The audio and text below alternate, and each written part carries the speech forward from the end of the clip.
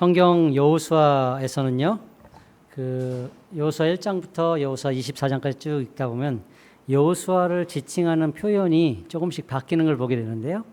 여호수아가 사람의 종에서 시작해서요, 하나님의 종으로 끝나는 것을 우리 보게 됩니다. 여호수아 1장 1절의 말씀을 보면요, 이렇습니다.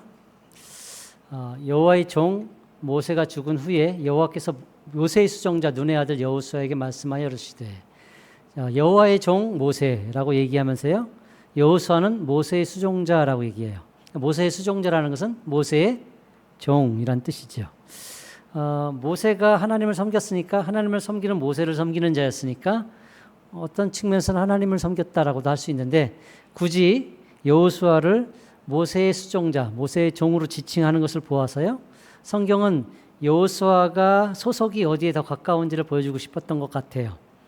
그런 여호수아가 이 생이 끝날 때, 여호수아 24장 마지막 절쯤에 가면요, 이렇게 여호수아를 소개합니다. 이 일 후에 여호와의 종 눈의 아들 여호수아가 110세의 죽음에 그들이 그의 기업의 경내 딥낫세라에 장사하였으니, 딥낫세라는 에브라임 산지 가스산 북쪽에 있었더라. 여호와의 종 눈의 아들 여호수아, 여호수아에 대한 지칭이 바뀌죠. 모세의 수종자, 모세의 종에서 여호와의 종으로 바뀌어요. 이 여호와의 종, 그러니까 여호수아를 향해서 여호와의 종이라고 지칭하는 성경의 구절이 여기밖에 없다라는 것을 우리는 기억한다면요, 참 특별하게도 이것은 의도적인 표현임을 알 수 있어요. 그러니까 이전에는 사람의 종이었지만 이 인생의 마지막 장면에 와서는 하나님의 종이었다, 이것을 증거하고 싶은 것이죠. 성경은요, 사람의 종으로 부림받던 이가 지도자가 되고 약속의 땅을 정령하고 모든 인생을 마치는 시점에 와서는 사람의 종을 넘어서 하나님의 종이 되는 그런 장면들을 보여주죠. 그의 직분, 그의 사역, 그의 삶의 목표와 방향, 그리고 하나님을 향한 한결같은 그 태도들이 여호수아를 여호수아가 되게 한 것이죠. 하지만 여호수아의 믿음과 영적인 태도는 놀랍게도요, 여호와의 다음 세대, 그러니까 장로들 세대, 그리고 장로의 다음 세대, 그 자녀들 세대로 갈 때 그 모든 것이 퇴색돼 버립니다. 여호수아 24장 15절에 여호수아가 이스라엘 백성들에게 이렇게 얘기하죠. 너희들은 어떤 신을 섬기든 상관없다. 나와 내 집은 여호와만 섬기겠다라고 했어요.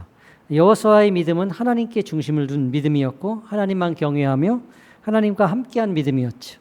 하지만 여호수아가 죽고 그 여호수아 뒤에 생존한 장로들이 살았던 시대는 하나님은 알았으나 하나님과 깊이 동행한 시대 같지는 않아요. 성경은 그들의 시대를 이렇게 얘기합니다. 여호수아 24장 31절에 가면 이렇게 얘기해요. 이스라엘이 여호수아가 사는 날 동안과 여호수아 뒤에 생존한 장로들, 곧 여호와께서 이스라엘을 위하여 행하신 모든 일을 아는 자들이 사는 날 동안 여호와를 섬겼더라. 여호와를 섬긴 시간들이 한정이 되어버리죠. 여호수아는 삶으로 하나님을 섬겼어. 그리고 장로들은요, 하나님을 삶으로 섬겼다기보다 하나님을 아는 사람들이라고 얘기하죠. 여호와께 이스라엘을 위하여 행하신 모든 일을 아는 자들. 여호수아는 삶으로 경험해서 하나님을 알았다면 장로들은 그 하나님에 대해서 들어서 알았다라는 것이죠.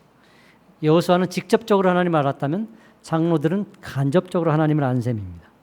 한마디로 정의하면 이렇게 얘기할 수 있어요. 여호수아는요, 하나님을 알았고, 그리고 장로들은 하나님에 대해서 알았어요. 이 두 차이가 굉장히 중요합니다. Knowing God, knowing about God. 하나님을 아는 것과 하나님에 관해서 아는 것. 하나님을 아는 것과 하나님에 대해서 아는 것은 차이가 있습니다. 하나님을 아는 것은 직접적으로 아는 것이에요. 삶으로 아는 것이고 친밀하게 아는 것이라면요, 하나님에 대해서 아는 것은요, 지식으로 아는 것이고 간접적으로 아는 것이죠. 머리로 아는 것이에요. 하나님을 아는 것은요, 인격 대 인격의 부딪힘이에요. 삶으로 알죠. 하지만 하나님에 대해서 아는 것은요, 인격과 인격이 부딪히지 않아도 글로도 충분히 알 수 있는 것입니다. 이 둘은 그렇게 차이가 없어 보이는 것 같지만 사실은 엄청난 차이를 가지고 있습니다. 이 장로들이 하나님을 아는 것이 아니고 하나님에 대해서 알았던 이 장로들이 하나님에 대한 지식은 결국 하나님을 모르는 지경으로 나아가게 해요. 우리가 읽었던 말씀, 그러니까 여호수아 24장 31절에 이스라엘이 여호수아가 사는 날 동안과 여호수아 뒤에 생존한 장로들, 여호와께서 이스라엘을 위하여 행하신 모든 일들을 아는 자들이 사는 날 동안 여호와를 섬겼더라는 이 말씀이요, 사사기 2장 7절에 가면 똑같이 반복돼요. 백성이 여호수아가 사는 날 동안과 여호수아 뒤에 생존한 장로들, 곧 여호와께서 이스라엘을 위하여 행하신 모든 큰 일을 본 자들이 사는 날 동안에 여호와를 섬겼다. 똑같이 반복되죠. 그리고 난 다음에 이들이 섬긴 다음 이후에 어떻게 되냐면요, 성경은요 이렇게 증거합니다. 여호와의 종 눈의 아들 여호수아가 110세의 죽음에 무리가 그의 기업의 경내 에브라임 산지 가앗산 북쪽 딥낫 헤레스에 장사하였고 그 세대의 사람들 다 조상들에게 돌아갔고 그 후에 일어난 다른 세대는 여호와를 알지 못하며 여호와께서 이스라엘을 위하여 행하신 일도 알지 못하였더라. 그러니까 여호수아 그 장로 그 후세대, 후서 세대가 세 세대가 지나면서 어떻게 되냐면 그 세대는요 다른 세대예요. 다른 세대. 요즘 우리가 세대를 지칭할 때 뭐 X세대, X는 진짜 옛날 얘기잖아요. 어쨌든 그런 세대를 지칭하는 단어들이 있잖아요. 근데 이게 세대가 얼마나 다르면 세대를 다르게 표현하냐는 얘기죠. 네, 그 후에 일어난 다른 세대예요. 이 다른 세대는요, 여호와를 알지도 못하고 그분의 행하신 일도 알지 못해버려요. 성경은요, 세대가 변하고 있음을 얘기하죠. 하나님을 알던 세대, 하나님에 대해서 알던 세대, 하나님을 모르는 세대. 인간에게는요, 죄악된 습성이 있습니다. 가만히 있으면요, 잘 되는 방향으로 나아가기보다는요, 오히려 잘못된 방향으로 나아가기가 쉬운 습성이 있어요. 마치 에스컬레이터를 타고요, 내려가는 것, 거꾸로 올라가는 것 같아요. 그러니까 더 잘하려면요, 내려가는 에스컬레이터를 올라가야 돼요. 그 내려가는 속도보다 더 많은 에너지를 써야지만 올라갈 수 있는 건데요, 에너지를 쓰지 않고 가만히 있으면요, 내려가는 거예요. 이것이 인간의 습성이에요. 하나님을 알던 시대에서 하나님에 대해서 알던 시대, 그리고 하나님을 모르는 세대로 가는 동안 그렇게 많은 시간이 흐르지 않았어요. 그렇게 많은 시간이 흐르지 않았는데 불구하고 순식간에 그렇게 흘러갔고요. 그리고 신속히 완전히 하나님을 몰라버리죠. 우리는요, 이 성경을 보면서 질문을 하게 돼요. 어떻게 하면 여호수아처럼 하나님과의 긴밀한 관계가 깨지지 않고 계속 유지할 수 있을까? 거꾸로 가자는 거죠. 하나님을 알지 못하던 사람들이 하나님에 대해서 알던 사람으로, 하나님에 대해서 알던 사람이 하나님을 아는 사람으로 나아가게 하는 방법은 없을까? 신속하게 거꾸로 가는 것이 아니라 거슬러 올라가는 거죠. 거슬러 올라갈 수 있는 방법이 없을까? 이 질문에 대한 답이 오늘 우리가 읽은 성경에 있습니다. 여호수아는요, 말년에 이스라엘 백성들을 모아놓고요, 그 백성들에게 하나님만 섬기고 경배할 것을 권면하죠. 이때요, 여호수아는 이스라엘 백성에게 하나님께서 행하셨던 그 역사를 되짚어봐요. 니들의 역사 가운데, 그 출애굽과 광야길 가운데 있었던 그 역사들을 계속 뒤집어보는 이유는 뭐냐면 그것이 그들의 믿음을 지켜줄 걸 알기 때문에, 우리의 어제는요, 우리 오늘과 오늘 내일을 지켜주는 힘이 되기 때문에 그렇죠. 그러면서요, 세 가지 명령어로 그들에게 당부를 합니다. 이 세 가지 명령어가 우리의 믿음, 만약에 차가워졌다면, 하나님을 모르는 쪽으로 가까워졌다면 더 가까이 가고 하나님을 긴밀하게 하는 방향으로 나아가게 하는 명령어가 될 겁니다. 여호수아의 권면이 세 개의 명령으로 등장하는데요, 하나는 택하라, 그리고 그 하나는 버리라, 그리고 나머지 하나는 행하라입니다. 이 명령은 하나님을 향한 마음이 시들어져가는 그 백성을 향한 권면의 명령이고, 그리고 치밀한 관계를 유지하기 위한 그 비결이 담겨있는 명령이죠. 여호수아는 이 명령을 통해서 이 백성들이 하나님을 버리지 않고 하나님과 더 가까이 나가며 더 치밀한 관계를 유지하기 원했던 것이죠.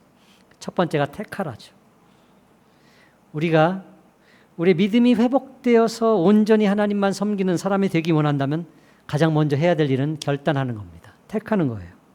신앙이 자라고 깊어지려면요, 하나님만 사랑하고 하나님만 섬기겠다는 그 중심이 잡혀야 돼요. 시험을 치르는 수험생들, 학생들의 책상에 가면요, 그 다짐, 자기를 일깨우는 걸 한두 개씩 꼭 써놔요. 혹시 우리 집사님도 써놨는지 모르겠는데 그 우리 둘째 그 책상에도 시험대 있었는데 지금 안 보이더라고요. 어쨌든 써놔요. 그래서 제가 이런 걸 사람들은 보통 어떤 걸 써놓나 제가 인터넷에 한번 찾아봤어요. 왕관을 쓰려는 자 그 무게를 견뎌야 한다. 해야 한다. 그러므로 나는 할 수 있다. 두드려라. 그러면 열릴 것이다. 어디 대학 무슨 학과 25학번 박순정. 뭐 죽을 만큼 공부해도 죽지 않는다. 오늘 걷지 않으면 내일은 뛰어야 한다. 우리 교회 집사님 중에 한 분은 이거를 헬스장에서 발견했어요. 이거를 늦었다고 생각할 때가 가장 빠른 때이다. 너의 오늘이 너의 미래를 결정한다. 목표가 있는 자 흔들리지 않는다. 최선을 다하라. 포기하지 마라. 실패 앞에 주저하지 마라. 거듭 실패하라. 반드시 이 일이 성취될 수 있다는 확신을 가져라. 이런 것들을 써놓는단 말이죠. 이런 걸 쓴다고 뭐가 달라질까? 조금 달라집니다. 이걸 쓴 오늘의 나가 내일의 나가 오늘의 나를 발견할 때 너 이러면 안 돼 라는 것을 할 수 있게 되는 힘이 생겨요. 그래서 결단의 그런 효과가 있습니다. 그러니까 그런 결단의 글들을 우리 선배들, 믿음의 선배들 아니면 우리 삶을 살았던 수많은 선배들이 그것을 꾸준히 썼고 우리도 쓰고 있는 거 아니겠습니까? 아직도 쓰고 있고요. 신앙생활도 마찬가지예요. 결단이 필요합니다. 그래서 여호수아가 이스라엘 백성에게 결단을 촉구한 거죠. 만일 여호와를 섬기는 것이 너희에게 좋지 않게 보이거든 너희 조상들이 강 저쪽에서 섬기는 신들이든지 또는 너희가 거주하는 땅에 있는 아모리 족속의 신들이든지 너희가 섬길 자를 오늘 택하라. 오늘 나와 내 집은 너 여호와를 섬기겠노라. 신앙의 성숙은요 결단에서 출발합니다. 그러니까 결단해야 되는 거예요. 하나님을 택하는 것이죠. 하나님만 섬기겠다 고백하고 그리고 그 앞에 서는 것이죠. 우선 여기부터 시작해야 됩니다. 그리고 그 다음은 버리는 거예요. 하나님만 섬기기로 선택했다면요. 이제는 하나님을 섬기는데 방해되는 요소들을 없애버려야 돼요. 하나님 아닌 것들이 우리 곁에 계속 있다면요. 마음은 분산되고요. 하나님만 온전히 섬기는 것이 못하게 만들 수 있습니다. 저는 개인적으로 쓸데없는 것들을 잘해요. 그림도 잘 그리고요. 운동도 잘하고요. 그리고 말주변도 좋고요. 그리고 음악성도 있어요. 기타도 배우면 금방 남들 보는 거 눈으로 보고 금방 배웠고요. 드럼도요. 한두 번 쳐보면요. 박자를 맞췄어요. 그러니까 뭔가를 잘해요. 그런데 놀라운 거 아십니까? 정말 잘하는 건 없어요. 정말 잘하는 건 단 하나도 없어요. 정말 잘하는 게 없으니까 그것이 직업으로 되지도 못하고 무언가 나한테 득이 되지 못하더라고요. 그래서 목회를 합니다. 어쨌든요, 무언가가 많으면요, 무언가가 많으면 오히려 하나만 잘하는 것보다 못할 수도 있다는 거죠. 하나님만 섬기고자 할 때 주변의 것이 많으면요, 이것이 우리를 분산시켜서 하나님을 섬기지 못하게 만들 수 있다는 거예요. 여호수아가 이스라엘 백성에게 하나님만 섬길 것을 요구하자 백성들은 그렇게 하겠다고 대답을 해요. 하지만 그 대답은 진심이 아니에요. 왜냐면요, 그렇게 말하고 있는 그 백성들에게 여전히 우상이 있었기 때문에 그래요. 여호수아 24장 21절에 가면요, 백성이 여호수아에게 말하되 아니니이다 우리가 여호와를 섬기겠나이다 하는지라 여호수아가 백성에게 이르되 너희가 여호와를 택하고 그를 섬기리라 하였으니 스스로 증인이 되었느니라 하니 그들이 이르되 우리가 증인이 되었나이다 하더라. 여호수아가 이르되 그러면 이제 너희 중에 있는 이방 신들을 치워버리고 너희 마음을 이스라엘 하나님 여호와께로 행하라. 자 보세요. 이스라엘 백성을 모아놓고 하나님만 섬기라 했더니 우리 섬기겠대요. 아니 너희 그렇게 못 섬길걸? 아닙니다. 우리는 정말 섬길 수 있다니까요. 아니야 못 섬겨. 정말이에요. 섬길 수 있어요. 정말 그렇게 얘기했죠. 정말 그렇게 했어요. 맹세하지? 맹세해요. 그러면 너희 가운데 있는 이방신들을 치워버려 라는 명령이 나오고 있어요. 무슨 얘기인지 아시겠습니까? 하나님만 섬기겠습니다. 우리 하나님 섬기는 거 맞다니까요. 그렇게 결단했다니까요. 하면서 그들은 이방신을 들고 있는 거예요. 그걸 들고 있으면서 하나님만 섬기겠다고 지금 결단하고 있는 거라니까요. 계속 두고 있으면 어떤 결과가 이루어지냐면요. 이것이 그들로 하여금 하나님만 섬기게 하는 것이나 하나님으로부터 멀어지게 만드는 효과를 나타낼 수 있다는 것이죠. 유혹을 받게 되어 있어요. 한 사람이요, 담배를 끊기로 결심을 했어요. 집에 있는 담배를 다 치워버렸습니다. 그리고 생각났어요. 내가 만일의 사태를 대비해서 어디에 숨겨놓은 그 한 갑의 담배 그것까지 꺼냈어요. 버리러 가는데 차마 발이 떨어지지 않아. 그래서 내가 이 담배를 한번 시험해 볼까? 책상 앞에 딱 둔 거죠. 그리고 네가 이기나 내가 이기나 한번 해보자. 네가 아무리 나를 유혹해도 난 넘어가지 않아. 그런 모습으로 나를 쳐다보지 마. 난 넘어가지 않아. 난 넘어가지 않아. 계속 그러고 있었어요. 어떻게 됐을까요? 이거 한 대만 피고 내일부터 해볼까. 그래서 여호수아가 명령하는 거예요. 정말 하나님을 섬기기 원한다면 다른 신들을 네 곁에서 치워 버려라. 곁에 두지 마라. 유혹에 빠질 거리를 만들지 마라. 혹시요, 우리가 이 땅을 살면서요, 우리도 모르게 우리 곁에 둔 것들이 있을 수 있어요. 이건 죄인지도 모르고 두는 것들이 있을 수 있어요. 기도해야 됩니다. 내가 하나님보다 더 사랑하는 것이 혹시 있을 수도 있는데도 불구하고 여전히 두고 있는 것이 있다면 하나님 찾게 해주십시오. 알게 해주십시오. 깨닫게 해주십시오. 기도할 필요가 있는 것이죠. 기도하고 깨달았으면요, 목록을 적어야 돼요. 하루아침에 못 버릴 수도 있어요.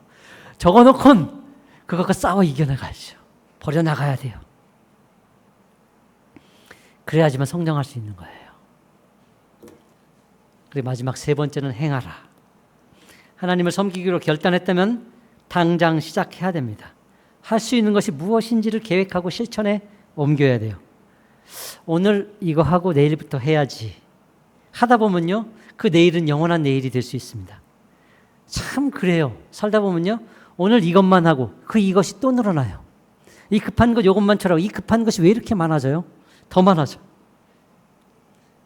쉽지 않아요. 이 커다란 항아리 하나를 상상해 보십시오. 이렇게 큰 항아리가 이 앞에 있다고 상상해 보십시오. 이 항아리에 큰 돌, 작은 돌, 모래로 가득 채우고 싶어요. 뭐부터 넣어야 되죠? 큰 돌부터 넣어야죠. 큰 돌부터 가득 넣고 난 다음에 돌 사이에 자갈들을 넣어야죠. 자갈들을 넣고 그 사이에 모래를 넣어야죠. 그 다음에 꽉 채우기 원한다. 물까지 부으면 나머지가 차지겠죠. 그렇게 하면 항아리가 차지는 거예요. 크고 중요한 것부터 작고 사소한 것까지 가득 채울 수 있어요. 그런데요, 작고 사소한 모래부터 채우기 시작했어요. 그래서 모래로 가득 채워버리면요, 작은 돌도 안 들어가요. 큰 돌은 더더욱 안 들어가요. 넣고 싶은데 넣을 자리가 없어요. 큰 돌은 처음부터 넣어야 되는 거예요. 신자의 삶의 큰 돌은요, 하나님과의 관계입니다. 이보다 더 큰 돌은 없습니다. 이 큰 돌을 넣지 못하면요, 그래서 그것을 넣지 못한 상태에서 작은 돌들이 들어가고 모래가 들어가고 물이 차지기 시작하면요, 하나님과의 관계의 돌은 영원히 넣지 못 살 수도 있어요. 넣고 싶어도 어디에다 넣지? 어느 자리가 적당하지? 시간이 안 되고 장소가 안 돼. 그럴 수 있어요. 우리의 항아리, 우리 인생, 우리란 존재라는 항아리에 무엇부터 차 있습니까? 만약에요, 큰 돌이 들어갈 자리가 없다면요, 새로 시작해야 됩니다. 부어야 돼요. 싹 비우고요. 그 돌 넣고, 그리고 중요한 것 넣고 하나씩 따로따로 정리를 해야 되는 것이죠. 이것이 우선순위를 정리하는 것이죠. 마음이 생기면요, 시작해야 됩니다.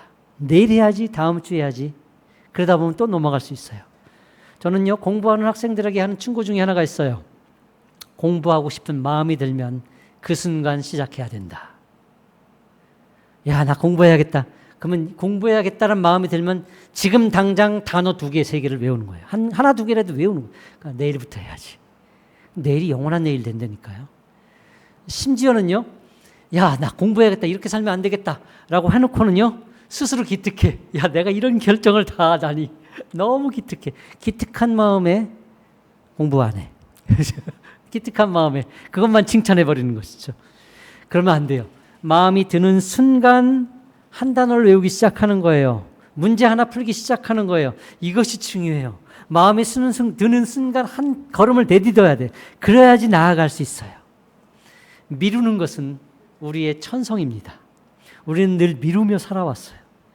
그러다가 소 잃고 외 한 칸 고친 일도 종종 있어요. 그런데도 우리는 또 미뤄요. 이제는 미루지 맙시다. 좀 달라져 보자는 거죠. 오늘부터 어제와 다른 내가 되어보는 거예요. 성실하게 하루하루를 사는 것이죠. 결단하고 버리고 행할 것은 행하는 것. 하나님을 택하십시오. 죄와 악을 버리십시오. 그리고 경건의 연습을 시작하십시오. 미루지 말고 당장 오늘부터, 이 저녁부터 내가 할 수 있는 것이 있을까 고민하며 해 나아가는 것이죠. 그러다 보면요, 내일의 나는요, 오늘의 나보다는 조금 더 하나님과 가까워지고 깊어진, 하나님을 모르던 사람이 하나님에 대해서 알고, 하나님에 대해서 알던 사람이 하나님을 알아가는 더 깊은 단계로 나아갈 수 있을 겁니다. 그 자리로 나아가기까지 택하시고 버리시고 행하는 일을 멈추지 말기를 바라겠습니다. 찬양하기 바랍니다.